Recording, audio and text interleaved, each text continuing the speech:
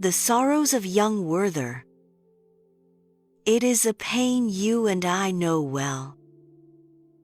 You know you should not miss him, but you cannot take your eyes off him.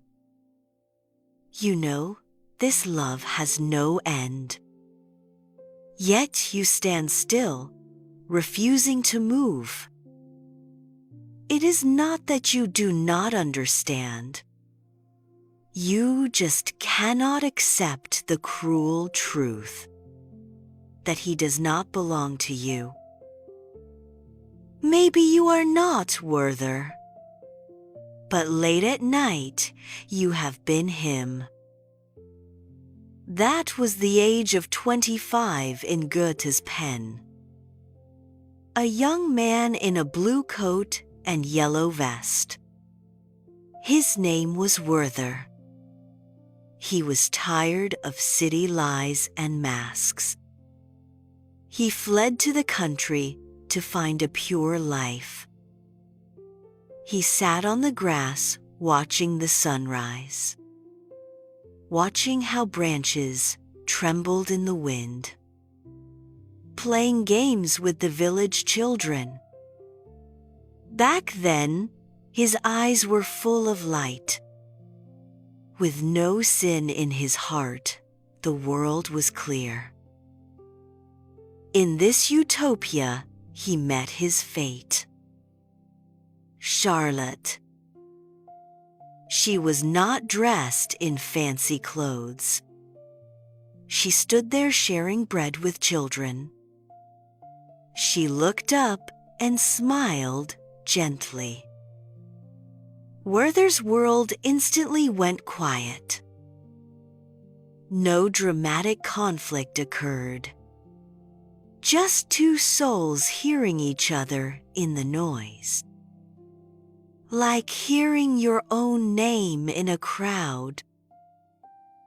They began to walk together, talking about poetry and moonlight. No holding hands, but souls embracing tight.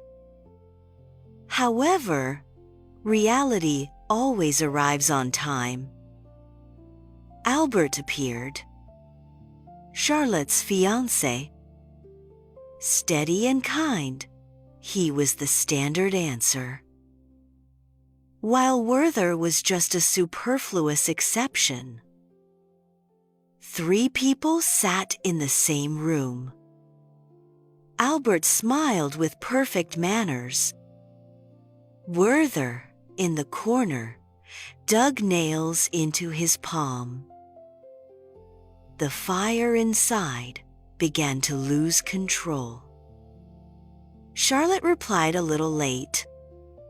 Werther wrote 3 pages of anxiety in his mind. Her tone was slightly cold. He felt abandoned by the whole world. Not just love, he tried to work and fit in. But in the hypocritical social circles, being too real, he was seen as an alien. He felt trapped inside a glass cage, seeing the bustling world outside, but touching no warmth in this cold space. The final straw came crashing down. Charlotte got married. All fantasies became impossible at this moment. Werther did not ruin the wedding. He just went back and lit a candle. He borrowed a pistol from Albert. He sat at the desk, writing his last letter. No resentment and no accusations. Dressed neatly, he looked at the snow one last time. Since the world has no place for me, then I will return my place to the world. The gun went off. He did not die from love. He died because his sensitive heart had no home in this hard world. Many say Werther was too fragile. Yes, because he lived too truly. You have been like him too, right? Mocked for being too sensitive and too serious. But please listen to me. This story is not for you to copy his ending, but to tell you that you are not alone. The times have changed. You can cry, crash, and break your heart like him. But at dawn, please put on your coat and open the door. Eat breakfast, go to work, and keep looking. Because you are luckier than Werther. You are still here.